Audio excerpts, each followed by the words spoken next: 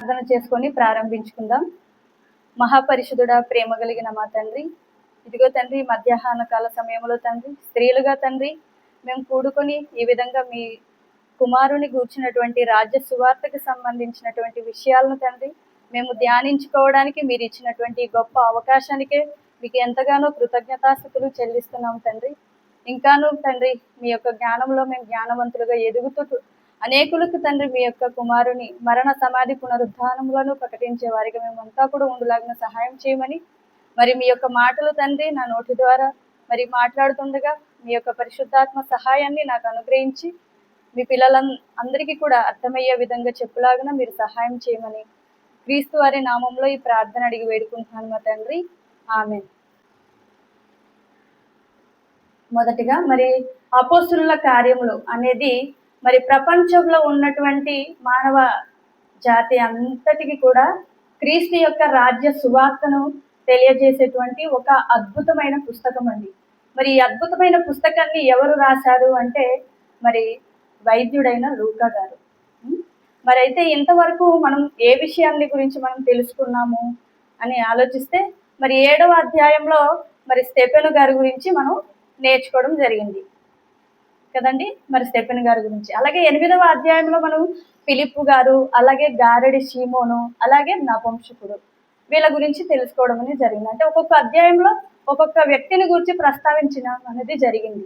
అలాగే మరి 9వ అధ్యాయంలో అపోస్తులుడైనటువంటి పౌలు గారి గురించి ప్రస్తావన చేయడం అనేది జరిగిందండి. అయితే మరి ఈ యొక్క అధ్యాయము మరి నేను చెప్పదలుచుకున్నటువంటి మరి సెంటెన్స్ ఏంటి అంటే దానికి ఒక టైటిల్ని నేను క్రియేట్ చేయడం జరిగిందండి. క్రీస్తును హింసించిన సౌలే పౌలుగా క్రీస్తుకు దాసుడయ్యారెలా. క్రీస్తును హింసించిన సౌలే పౌలుగా క్రీస్తుకు దాసుడయ్యారెలా అని ఈ యొక్క అంశాన్ని గురించి నేను మాట్లాడాలని ఉద్దేశించానండి. మరి ఇది 1వ వచనం నుంచి మరి 19 వచనాల వరకు కంటిన్యూషన్ అనేది ఉంటుందండి ఈ సెంటెన్స్ గురించి. కనుక మరి త్వరితగతిన మనం ప్రయత్నం చేద్దాం మ్యాక్సిమం కంప్లీట్ చేయడానికి. మరి ఇది అర్థం కావడానికి మీకు మ్యాప్స్ని చూపించాలి అని అనుకుంటున్నానండి. కనుక దయచేసి సరి ఆలోచించండి. మొట్టమొదటిగా వరల్డ్ మ్యాప్ అండి. వరల్డ్ మ్యాప్ చూసుకుందాము. నాకు కుదరట్లేదు. వరల్డ్ మ్యాప్ అండి. మరి వరల్డ్ మ్యాప్లో మొత్తం ఎన్ని ఖండాలు ఉంటాయండి? 7 ఖండాలు ఉంటాయి. మహాసముద్రాలు 5 మహాసముద్రాలు ఉంటాయండి. మరి నీలంగా ఉన్నది కదా, ఈ అంతా కూడా సముద్రం. ఏదైతే కలర్స్ ఉన్నాయో అవి ఖండాలు అన్నమాట. అయితే ఆ ఖండంలో మరి ముఖ్యమైన మనం మాట్లాడుకోదలుచుకున్నటువంటి ఖండం ఏంటి అంటే ఆసియా ఖండం. ఆ ఆసియా ఖండం ఖండాలన్నిటిలోకెల్లా పెద్దది. ఇది ఇక్కడ ఉంది, ఓకేనా, ఇక్కడ ఉంది. సో ఇందులో మిడిల్ ఈస్ట్ గురించి కూడా మనకు ప్రస్తావన అనేది ఎక్కువగా ఉంటుందండి. అయితే మరి ఖండాల్లో 7 ఖండాలు, 5 మహాసముద్రాలు ఇలా ఉన్నాయి. అయితే ఈ వరల్డ్ మ్యాప్ గురించి ఎందుకు నేను చెప్పదలుచుకున్నాను అంటే మరి ఆసియా ఖండంలో ఉన్నటువంటి మరి సిరియా దేశపు రాజధాని అయినటువంటి దమస్కు గురించి ప్రస్తావన ఇక్కడ మొదలవుతుందండి. కాబట్టి ఈ యొక్క మరి మ్యాప్ను చూపించడం జరుగుతుంది. ఎందుకు ఈ మ్యాప్ అంటే కేవలం డిస్టెన్స్ తెలుసుకోవడానికి. అంటే ఇది కిలోమీటర్స్లో మీటర్స్లో అంటే మనకి ఇప్పుడు చెప్పుకోవడానికి టైం లేదు కనుక, అయితే ఎంత డిస్టెన్స్లో వీళ్ళ యొక్క ప్రయాణాలు అనేది కొనసాగించారు అన్న ఉద్దేశాన్ని మీకు తెలియచేయడానికి ఈ యొక్క మ్యాప్ అండి. అయితే మరి ముఖ్యంగా మనం సిరియా గురించి మనం మాట్లాడుకుందామండి.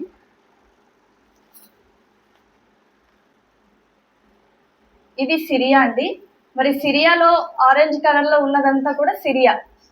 అంటే మనం చెప్పుకున్నటువంటి ఆ ఖండాలలో ఆసియా ఖండంలో ఒక దేశమైనటువంటి సిరియా. ఈ సిరియాలో ఉన్నటువంటి మరి అతి ముఖ్య పట్టణం ఏంటి అంటే దమస్కు. ఆ దమస్కు ఎక్కడుంది అంటే ఇదిగోండి ఇక్కడ ఉంది, కనిపిస్తుంది కదా, ఇక్కడ ఉంది. అంటే దీని కిందనే ఏది ఉందంటే ఇజ్రాయెల్ ఉంది. అంటే ఇప్పుడు అపోస్తులుడైన పౌలు గారు ఎక్కడి నుంచి బయలుదేరి ఎక్కడికి వెళ్తున్నాడు మనం చెప్పుకోబోయే మరి అధ్యాయంలో అంటే ఇజ్రాయెల్ నుంచి దమస్కుకి, ఓకేనా, దమస్కుకి అంటే ఇప్పుడు డిస్టెన్స్ ఏదో ఇక్కడ చూస్తే ఇక్కడ నుంచి ఇక్కడే కదా అని అనిపిస్తుంది, కానీ చాలా డిస్టెన్స్ అనేది ఉంటుంది, చాలా దూరం. మనకు అర్థం కావాలంటే ఇప్పుడు మనకు పొరుగు దేశాలు ఉన్నాయి. ఏంది, బంగ్లాదేశ్ ఉంది, అలాగే నేపాల్ ఉంది, అలాగే చైనా ఉంది, పాకిస్తాన్, తజికిస్తాన్, ఇలాగా పొరుగు దేశాలు ఉన్నాయి. అలాగే మరి ఈ యొక్క సిరియాకు కూడా పొరుగు దేశాలు ఉన్నాయండి. ఆ పొరుగు దేశాలు ఏంటి అని అంటే Turkey, Iran, Jordan, Lebanon and Israel. ఇది సరిహద్దు దేశాలు అన్నమాట. దేనికి? సిరియాకు. సిరియా దేశానికి సరిహద్దు దేశాలు. అంటే ఒకసారి ఆలోచించండి, మరి ఈ ఇజ్రాయెల్ నుంచి దమస్కుకి వెళ్తున్నాడు ఎవరు? అపోస్తులుడైనటువంటి పౌలు గారు. మరి ఎందుకు వెళ్తున్నారు అనే విషయాన్ని మనం ముందుకు చెప్పుకుంటూ వెళ్దామండి. మరి ఈ సిరియా దేశంలో ఉన్నటువంటి ఈ దమస్కు అనేది మిడిల్ ఈస్ట్లో ఉందండి. మరి ముఖ్యంగా చెప్పుకోవాలంటే మిడిల్ ఈస్ట్లో ఉంది. అంటే మనకు ఒక దేశంలో ఏ ప్రాంతం ఎటువైపు ఉంది అని మనం తెలియడానికి మనకు ఈజీగా గుర్తించేది ఏంటంటే దిక్కులు, ఈస్ట్, వెస్ట్, నార్త్, సౌత్. అలాగే ఇది సౌత్ అంటే వెస్ట్ వైపు ఉందన్నమాట. ఓకేనా? కాబట్టి మరి ఇప్పుడు మన భారతదేశంలో మనం ఉన్నాం, విశాఖపట్నంలో. ఇక్కడ నుంచి మనం బంగ్లాదేశ్కు వెళ్ళాలంటే ఎంత దూరం ఉంటుందండి? చాలా దూరం ఉంటుంది కదా. మరి అలాగే మరి ఇజ్రాయెల్ దేశం నుంచి ఎక్కడికి వెళ్తున్నాడు అపోస్తలుడైన పౌలు? దమస్కుకి, అంటే సిరియా దేశానికి. అంటే ఒక దేశం నుంచి ఇంకొక దేశానికి వెళ్తున్నాడు అనమాట. ఓకేనా? మరి ఇందులో ఇజ్రాయెల్ గురించి ఏంటి? ఇజ్రాయెల్ యొక్క మరి ముఖ్య పట్టణం ఏంటి అంటే జెరూసలేం.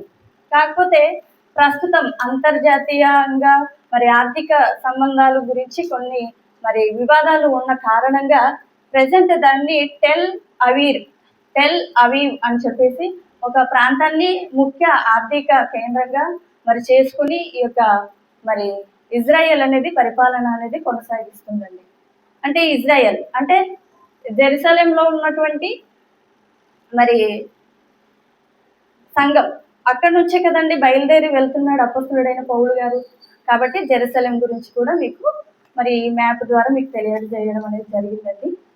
మరి ఇంతటితో మ్యాప్స్ యొక్క ప్రస్తావన అయిపోయింది. మరి అపోస్తలుడైన పౌలు గురించి ఇంట్రొడక్షన్ అంటే జస్ట్ పరిచయం అనేది చూద్దామండి. మరి అపోస్తలుడైన పౌలు గారు క్రైస్తవ చరిత్రలోనే అత్యంత ప్రభావవంతమైన వ్యక్తులలో ఒకరండి. అలాగే మరి క్రీస్తు సువార్తను యూదులకే కాక అన్యజనులకు కూడా క్రీస్తు యొక్క సువార్తను విస్తృతంగా మరి చెప్పటంలో మరి ప్రముఖుడుగా మనకు కనిపిస్తున్నారు. అలాగే మరి అపోస్తలుడైనటువంటి పౌలు గారు అన్యజనులకు అపోస్తలుడుగా ఏర్పాటు చేయబడ్డాడు క్రీస్తు వారి చేత. అలాగే మరి క్రొత్త నిబంధనలో సుమారు ఎన్ని పుస్తకాలు ఉన్నాయండి? 27 పుస్తకాలు. అందులో 14 పత్రికలు ఎవరు రాశారు? అపోస్తలుడైన పౌలు గారే. అయితే అపోస్తలుడైనటువంటి పౌలు గారి యొక్క పూర్వ జీవిత చరిత్ర ఏంటి అని ఆలోచిస్తే మరి పౌలు కిలికియా ప్రాంతంలో ఉన్నటువంటి తార్సు అంటే నేటి టర్కీ ప్రాంతం అండి. టర్కీ నగరంలో మరి అపోస్తలుడైనటువంటి పౌలు గారు జన్మించడం అనేది జరిగిందండి. ఇదిగోండి టర్కీ, ఈ టర్కీ ప్రాంతం. అంటే ఈ టర్కీలో ఎవరు జన్మించారు? అపోస్తలుడైనటువంటి పౌలు గారు టర్కీలో ఉన్నటువంటి తార్సు ప్రాంతంలో. మరి టర్కీలో ఉన్నటువంటి తార్సు ప్రాంతంలో అపోస్తలుడైన పౌలు గారు జన్మించారు అని చెప్పేసి, అలాగే మరి ఇతను పౌలుగా ఫస్ట్ సౌలుగా పిలువబడ్డాడు. అలాగే రోమ పౌరసత్వం కలిగినటువంటి వ్యక్తిగా మనం ఇక్కడ చూడగలుగుతాం.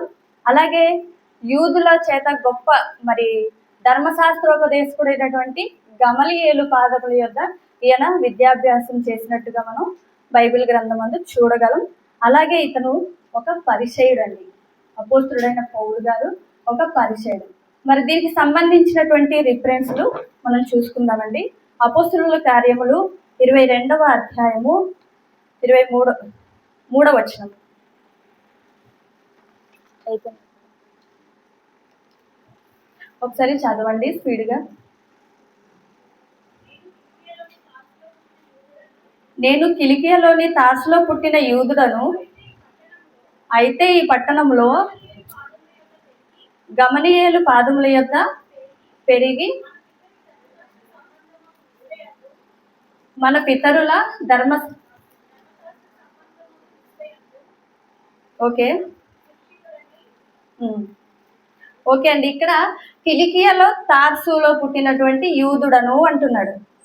ఇక్కడ తను తాను ఒక యూదుడుగా ఇక్కడ చూపిస్తూ, అలాగే తను ఎక్కడ పుట్టాడో అన్న విషయాన్ని ఇక్కడ తెలియజేయడం అనేది జరిగిందండి. అలాగే అపోస్తుల కార్యములు 26వ అధ్యాయము 5వ వచనం ఒకసారి చూద్దామండి. 26వ అధ్యాయము 5వ వచనం. వారు మొదటి నుండి నన్ను ఎరిగిన వారు గనుక సాక్ష్యం ఇచ్చుటకు వారికి ఇష్టమైతే నేను మన మతములోని బహు నిష్టగల తెగ అనుసరించి పరిసయ్యుడనుగా ప్రవర్తించినట్లు చెప్పగలరు. ఓకే, చూసారు కదండి. ఇక్కడ అగ్రిప్ప రాజు అతనికి ఆయన చెప్పుకుంటున్నాడు అనమాట. అంటే ఆల్రెడీ అతను సువార్థికుడుగా మారిపోయిన తర్వాత వివిధ ప్రాంతాలకి మీరు వెళ్ళి సువార్తను అందిస్తున్నారు కదండి. మరి అలాగే తనకి ఎన్నో సమస్యలు అనేది ఎదురవుతాయి. కాబట్టి అతను ఎవడో మరి వాళ్ళందరికీ కూడా తను తాను పరిచయం చేసుకుంటున్నాడు. చేస్తే ఇక్కడ ఏమంటున్నాడు, మరి నిష్ట కలిగినటువంటి ఒక మతం, యూదా మతం సంబంధించినటువంటి వ్యక్తిని నేను కూడా ఒక పరిచయుడిని. అంటే శాస్త్రులు పరిచయులు ఎలాంటి వాళ్ళు మీకు తెలుసు కదండి. మరి అది అందుకని నేను పరిచయుడిని అని చెప్పేసి ఇక్కడ ఆయన చెప్తున్నాడు. అలాగే ఫిలిప్పీ పత్రిక 3వ అధ్యాయము 5వ వచనం.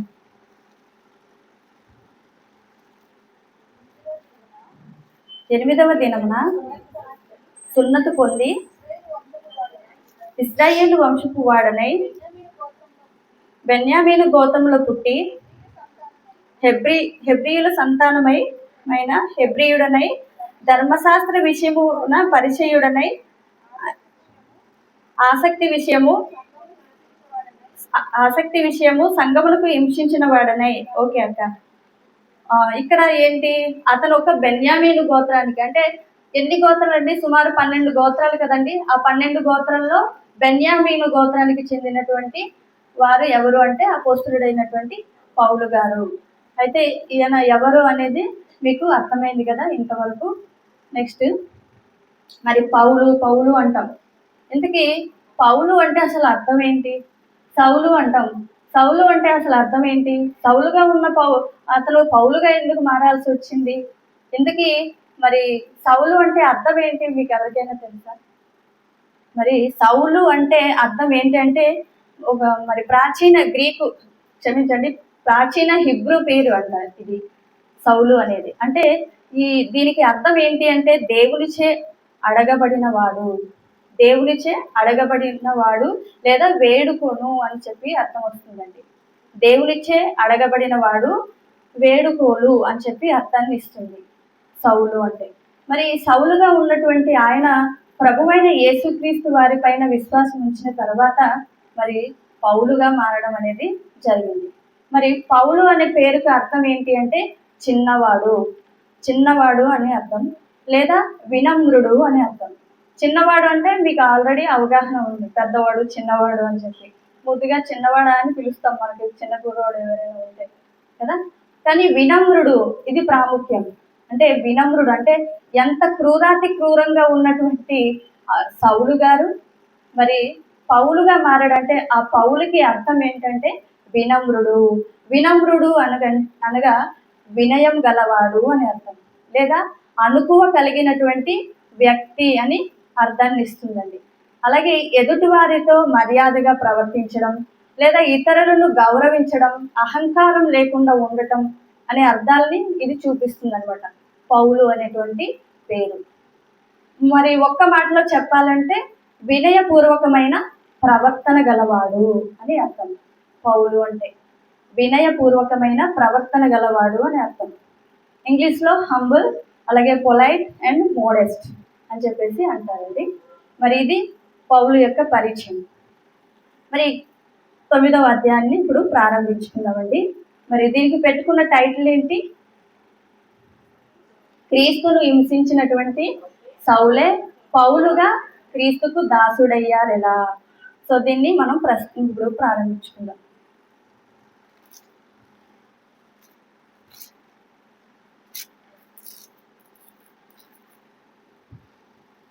మొదటి అధ్యాయం చదవండి. సౌలు ఇంకను ప్రభువు యొక్క శిష్యులను బెదిరించుటయును హత్య చేయటను తనకు ప్రాణాధారమైనట్టు ప్రధాన యాజకుని యొద్దకు వెళ్ళి, అంటే సౌలు ఇంకాను ప్రభువు యొక్క మరి శిష్యులను బెదిరించుటయు అన్నాడు. అంటే ఇంకా అంటే సౌలు ఇంకాను అన్నాడు. అంటే సౌలు ఇంకాను అంటే ఇక్కడ సెంటెన్స్ అనేది కంప్లీట్ అవ్వలేదు, ఆ యొక్క పదం అనేది కంప్లీట్ అవ్వలేదు. ఇంకాను అంటే కంటిన్యూషన్ టెన్స్ అన్నమాట, కంటిన్యూషన్ కొనసాగుతుంది. అంటే ఇంతకు ముందు ఎక్కడ ప్రస్తావించబడింది ఈయన గురించి మనం తెలుసుకున్నాం కదా, మరి స్టెఫెను గురించి మనం ఆలోచించాం కదా. మరి ఒకసారి చూసుకుందాం. అపోస్తుల కార్యములు మరి 7వ అధ్యాయము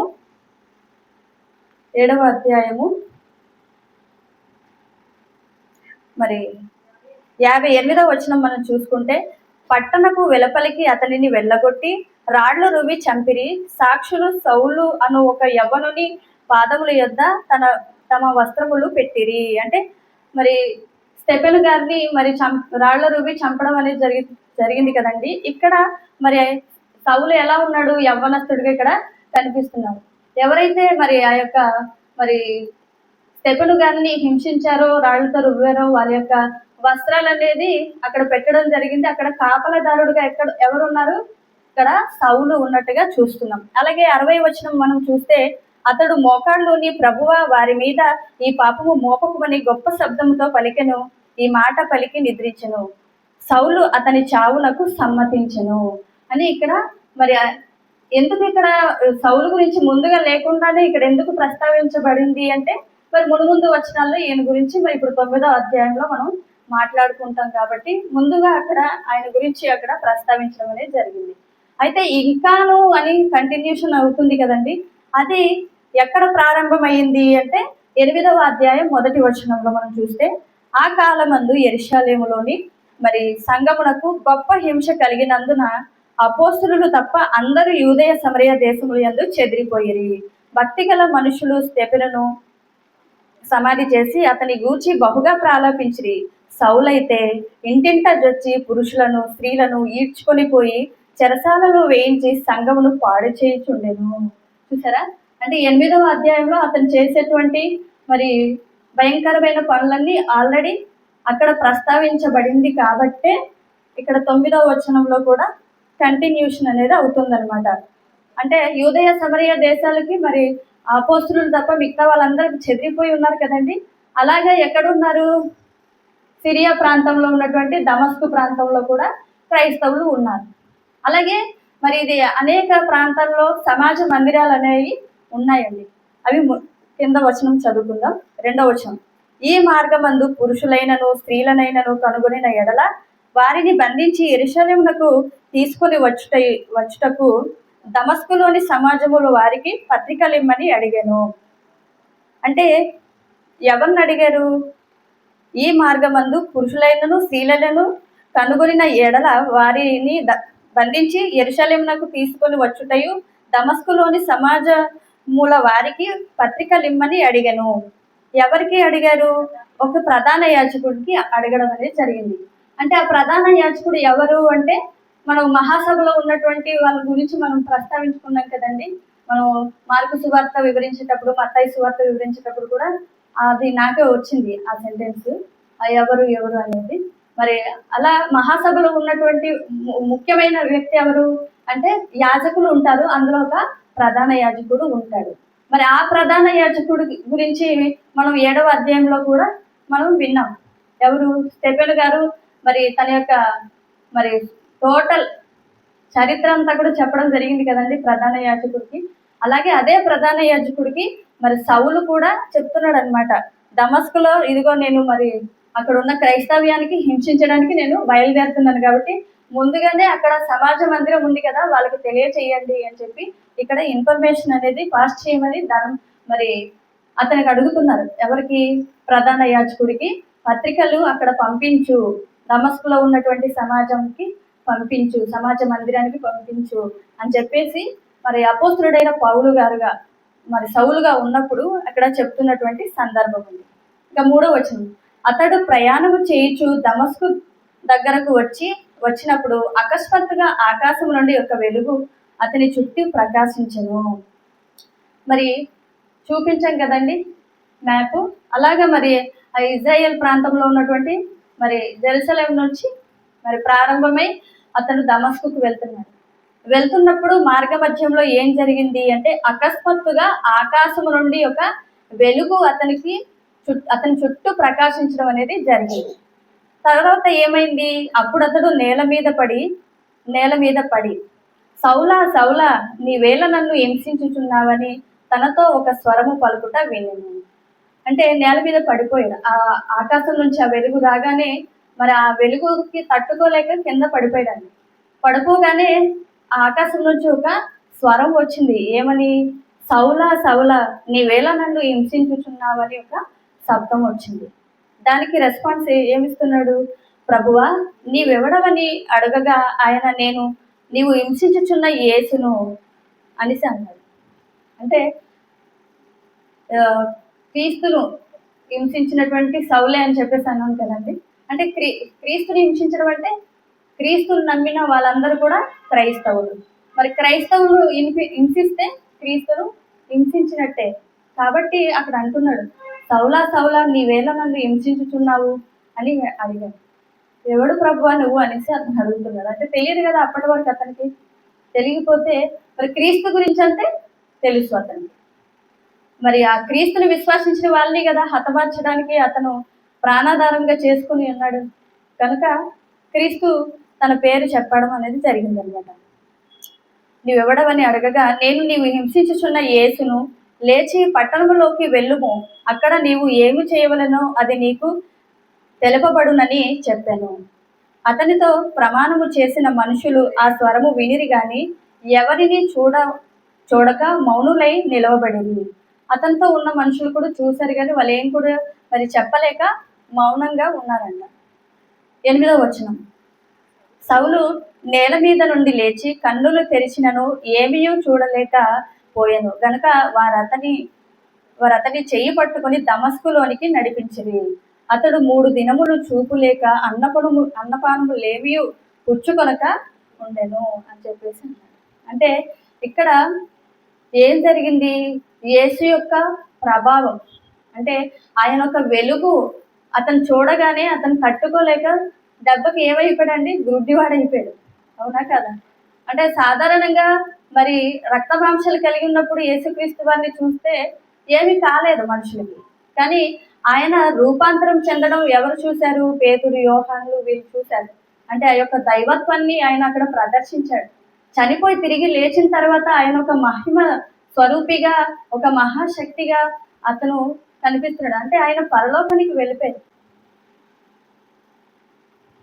అపోస్తుల కార్యాలు 22వ అధ్యాయము 11వ వచనం ఒకసారి చూడండి. అపోస్తుల కార్యములు 22వ అధ్యాయము 11వ వచనం. ఆ వెలుగు యొక్క ప్రభావము వలన నేను చూడలేకపోయినందున నాతో కూడా ఉన్నవారు నన్ను నడిపింపగా దమస్కులోనికి వచ్చి తిని. చూసారా, అక్కడ వెలుగు వచ్చింది అనేసి అక్కడ సింపుల్ గా చెప్పాడు. కానీ ఇక్కడ వెలుగు యొక్క ప్రభావము అని చెప్పేసి అన్నాడు. ఆ ప్రభావం చూడకంటే అక్కడ మరి 9వ అధ్యాయంలో అపోస్తులుడైనటువంటి పౌలు గారికి సంభవించినటువంటి విషయాన్ని గురించి తెలియజేస్తుంది. అలాగే మరి అపోస్తులుడైన పౌలు మరి సౌలుగా ఉండి పౌలుగా మారిన తర్వాత క్రీస్తుకే దాసుడైపోయి చివరికి మరి వివిధ ప్రాంతాలకి దేవుని యొక్క సువార్త చెప్పుతూ వెళ్తుండగా మరి కొందరికి మరి అతను మునుపటి జీవితం ఏంటి అని పరిచయం చేసుకుంటూ అతను చెప్తున్నటువంటి మాటే ఈ 22వ అధ్యాయంలో మరి 8 నుంచి 21 వచనం వరకు ఉంటుందండి. 8 నుంచి 21 వరకు ఇదే సందర్భం. ఏదైతే 9వ అధ్యాయంలో మరి ఈ సందర్భం 19వ వచనం వరకు ఉంటుందో సేమ్ యాజ్ ఇట్ ఈజ్ గా మరి పౌలు గారు అతనికి జరిగిన వాటిని అన్నిటినీ కూడా కళ్ళకు కట్టినట్టుగా అక్కడ ఉన్నటువంటి సంఘానికి చెప్పినట్టు ఇక్కడ ప్రస్తావన అనేది చేయడం జరిగిందండి. కాబట్టి దేవుని యొక్క మహా శక్తి ఎంత ప్రభావం కలదో అనేది మనం ఒకసారి ఆలోచన చేయాలండి. అలాగే ఒకసారి అపోస్తుల కార్యములు 13వ అధ్యాయము ఒకసారి 9, 10, 11 వచనాలు చూద్దామండి.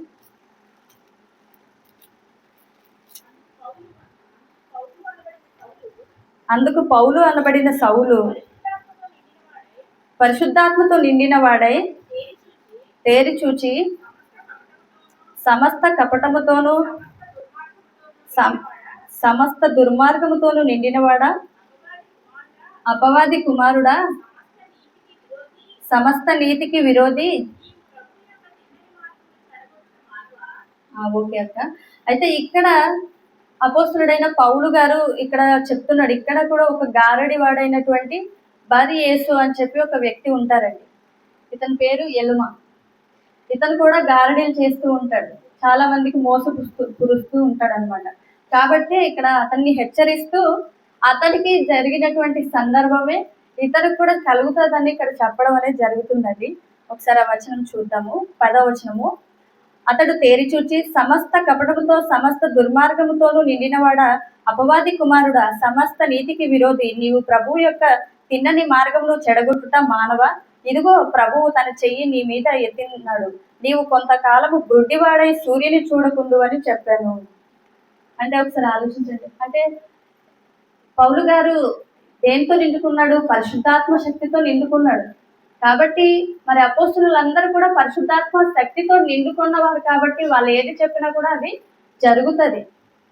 కాబట్టే కదా లాస్ట్ మనం అధ్యాయంలో కూడా నేర్చుకున్నాం కదా, మరి ఎక్కడ సమరయలో ఉన్నటువంటి వాళ్ళు కొంతమంది పరిశుద్ధాత్మ వరాలు పొందుకోవాలి అంటే అపోస్తులలో ఉన్నటువంటి మరి పౌలు గారు, యోహాను గారు వచ్చి వాళ్ళ మీద చేతులు ఉంచగా వాళ్ళకి పరిశుద్ధాత్మ వరాలు అనేది వచ్చింది. అంటే వాళ్ళకి ఆ శక్తి ఉంది, ఆ ప్రభావం ఉంది. అలాగే ఇక్కడ అపోస్తులుడైన పౌలు కూడా మరి కడమ అపోస్తులుడుగా, అంటే కాలం కాని కాలంలో, అంటే అకాలంలో క్రీస్తు కొరకు ఏర్పాటు చేసుకోబడినటువంటి అపోస్తులుడు. సాధారణంగా అపోస్తులు ఎంతమంది? 12 మంది. కానీ అపోస్తులుడైన పౌలు వారు 13వ వ్యక్తిగా మనం చూస్తాం. కానీ ఇవన్నీ యేసుక్రీస్తు వారే స్వయాన నిర్ణయం చేసుకోవడం అనేది జరిగింది. అది ఎక్కడ ఉంటుంది అని ఒకసారి అది చూసుకుందామండి. అది చూసుకొని ఇంకా లైన్గా చదువుకుంటూ వెళ్ళిపోదాము.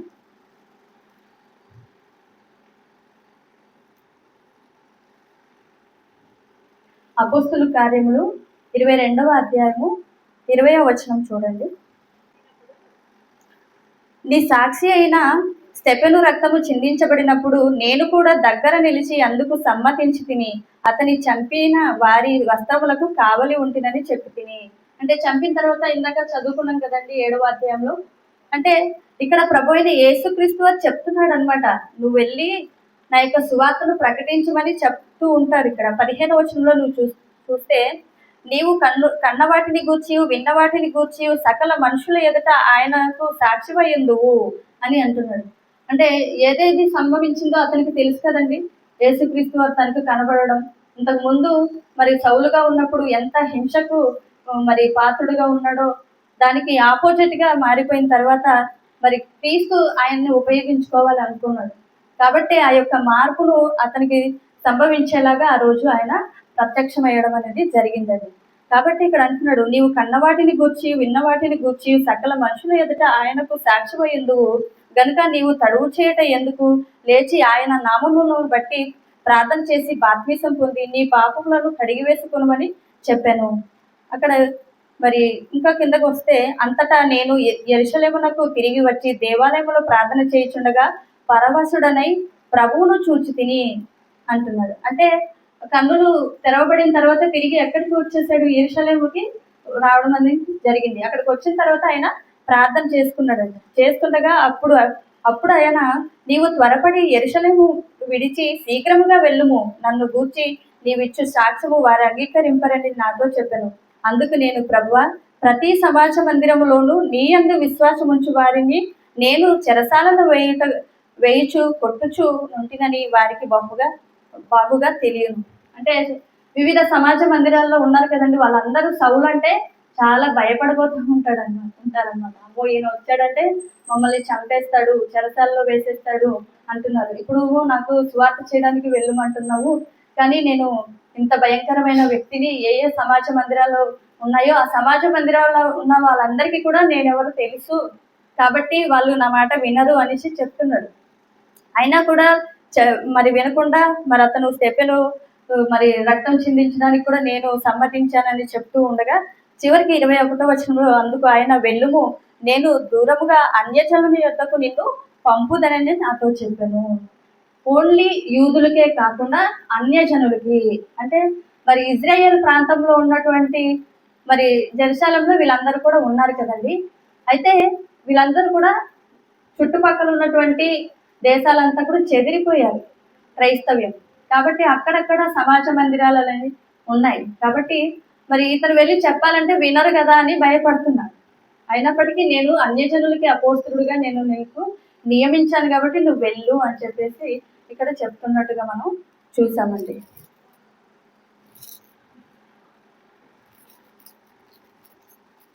ఇంకా కంటిన్యూషన్ చెప్పేసుకుందామండి.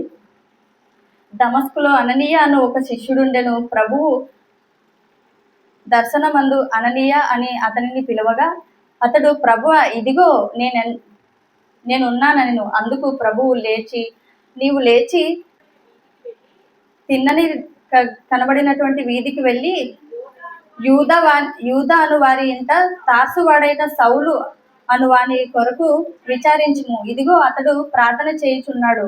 అతడు అననీయ అను ఒక మనుషుడు లోపలికి వచ్చి తాను దృష్టి పొందినట్లు అతని తల మీద చేతులుంచగా చూపు వచ్చిందనమాట ఆయనకి. అందుకు అననీయ, ప్రభువా ఈ మనుషుడు యెరూషలేములో నీ పరిశుద్ధులకు ఎంతో కీడు చేసి ఉన్నాడని అతని గూర్చి అనేకుల వలన వింటిమి. ఇక్కడును నీ నామమును బట్టి ప్రార్థన చేయు వారందరినీ బంధించుటకును అతడు ప్రధాన యాజకుల వలన అధికారము పొంది ఉన్నాడని ఉత్తరం ఇచ్చాను. అంటే ఇక్కడ ప్రధాన యాజకుడి దగ్గర పర్మిషన్ ఆల్రెడీ తీసుకున్నాడు కదండి. అక్కడ పత్రికలు పంపు, అక్కడికి నేను వెళ్తున్నాను హింసించడానికి అని చెప్పి ఆ పత్రికలు ఆల్రెడీ వచ్చేసింది కాబట్టి వీళ్ళు ఇక్కడ చెప్తున్నారనమాట. కానీ అతను ఆ దమస్కుకి రాకముందే క్రీస్తు ఎదురవ్వడం, అతనికి మరి కళ్ళు పోవడం అనేది జరిగింది.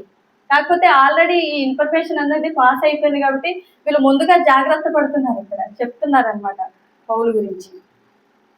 అయితే 15వ వచనం, అందుకు ప్రభువు, నీవు వెళ్ళుము, అన్యజనుల ఎదుటను రాజుల ఎదుటను ఇశ్రాయేలీయుల ఎదుటను నా నామము భరించుటకు ఇతడు నేను ఏర్పరచుకున్న సాధనమై ఉన్నాడు.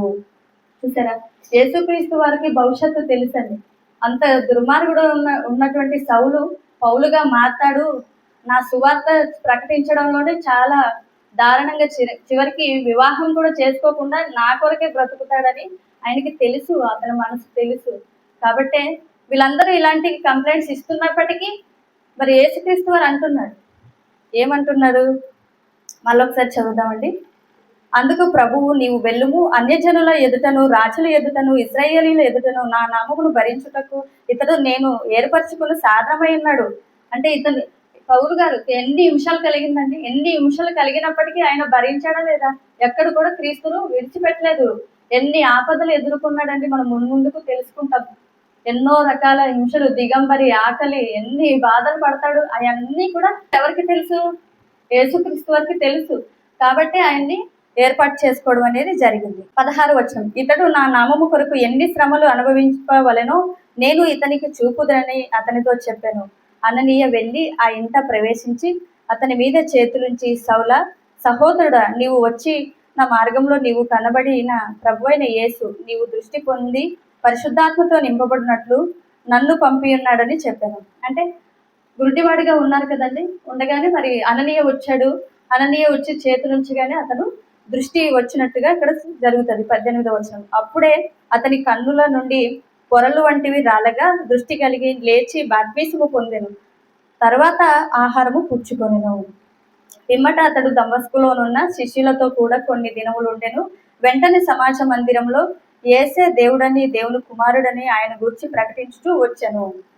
వినిన వారందరూ విభ్రాంతి నుండి యెరూషలేములో ఈ నామమును బట్టి ప్రార్థన చేయి వారందరికీ నాశనం చేసిన వాడు ఇతడే అని అనుకుంటున్నారు. అంటే 20వ వచనం వరకు కంప్లీట్ అండి.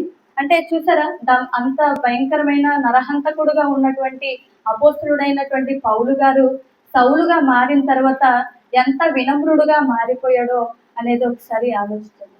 మరి ఇంతటి వినమ్రుడుగా అంటే క్రీస్తుని హింసించినటువంటి మరి సౌలుగా ఉన్నటువంటి మరి పౌలు గారు సౌలుగా ఉన్నప్పుడు క్రీస్తును హింసించాడు, అంటే సంఘాన్ని హింసించాడు. మరి చంపడం, కొట్టడం, ఇలాగా చెరసాలలో వేయడం, ఇలాంటి భయంకరమైన పనులన్నీ చేసి ఒక నరహంతకుడుగా అతను చరిత్రకెక్కాడు. అప్పుడు చివరికి క్రీస్తు కనబడగానే ఒక వినమ్రుడుగా మారిపోయి క్రీస్తు యొక్క దాసుడు అయిపోయాడంట. అందుకే రోమపత్రిక ఇంకొక రిఫరెన్స్ చదువుకున్నాం కదండి. రోమపత్రిక 1వ అధ్యాయంలో ఏమనుంటది, నేను క్రీస్తు దాసుడను అని చెప్పి ప్రస్తావించడం జరుగుతుందండి. కాబట్టి ఆ మాట అక్కడ రాయడం జరిగింది. కాబట్టి చివరిగా ఒక మాట చెప్తాను. మరి అంత క్రూరమైనటువంటి ఆ సౌలు గారు మరి పౌలుగా మారిన తర్వాత నిజంగా క్రీస్తు కోసం ఎంత దీనమైన స్థితిలో ఉన్నాడు అంటే, అతను విద్యాభ్యాసంలో గమలీయేలు పాదముల యొక్క నేర్చుకున్నప్పటికీ మరి అసలు ఈ క్రైస్తవ్యాన్ని హింసించడమే తనకు ప్రాణాధారంగా చేసుకొని అసలు అతనికి జీతం, అతను బ్రతకాలంటే క్రైస్తవుని హింసించడమే అంటారు. కానీ అలాంటి వ్యక్తి చివరికి క్రీస్తుకి దాసుడైపోయాడు, అంటే దాసోహం అయిపోయాడు. తన జీవితాన్ని మొత్తాన్ని అర్పించేసుకున్నాడు. అందుకే అంటాడు, నేను బ్రతుకుట క్రీస్తే, చావైతే నాకు లాభము అన్నటువంటి సమస్తాన్ని, తనకు కలిగిన సమస్తాన్ని కూడా పెంటగా ఎంచుకున్నాడండి. మరి అలా మారిపోయాడు. అయితే మనం ఆలోచిస్తాం, అమ్మో సౌలు ఎంత క్రూరుడా, ఎంత భయంకరుడా, ఎంత నరహంతకుడా అని మనం చదువుకునేటప్పుడు మనకు అనిపిస్తూ ఉంటది. కానీ ఒకసారి ఆలోచన చేద్దాం, ఆయన అంత భయంకర స్థితిలో ఉన్నప్పటికీ ఇప్పుడు ఎంత దాసుడిగా అయిపోయి ఆయన గురించి ఇప్పుడు మనం మాట్లాడుకున్న పరిస్థితికి తీసుకొచ్చాడు పౌలు గారు. కానీ మనం అంత క్రూరులమా కాదా? ఒకసారి ఆలోచించండి, మనం క్రూరులమా కాదా? పౌలు వంటి స్వభావం మనలో ఉందా లేదు? డైరెక్ట్గా మనం ఎవరికి పొడవనక్కర్లేదు, ఎవరికి చెరసాలలో వెయ్యనక్కర్లేదు. అందుకే ఒక వచనం రిఫరెన్స్లు చదివించాను. 1 యోహాను 3వ అధ్యాయం 15వ వచనం. 1 యోహాను 3వ అధ్యాయం 15వ వచనం ఒకసారి లాస్ట్గా చదవండి, ముగించుకుందాం. తన సహోదరుని ప్రేమించువాడు, మరి తన సహోదరుని ద్వేషించువాడు నరహంతకుడు. ఏ నరహంతకుని యందును నిత్య జీవం ఉండదని మీరెరుగుదురు. ఓకే, చూసారా, తన సహోదరుని ద్వేషించువాడట నరహంతకుడు. ఇంతకు ఇలాంటి ద్వేషం మనలో ఉందండి?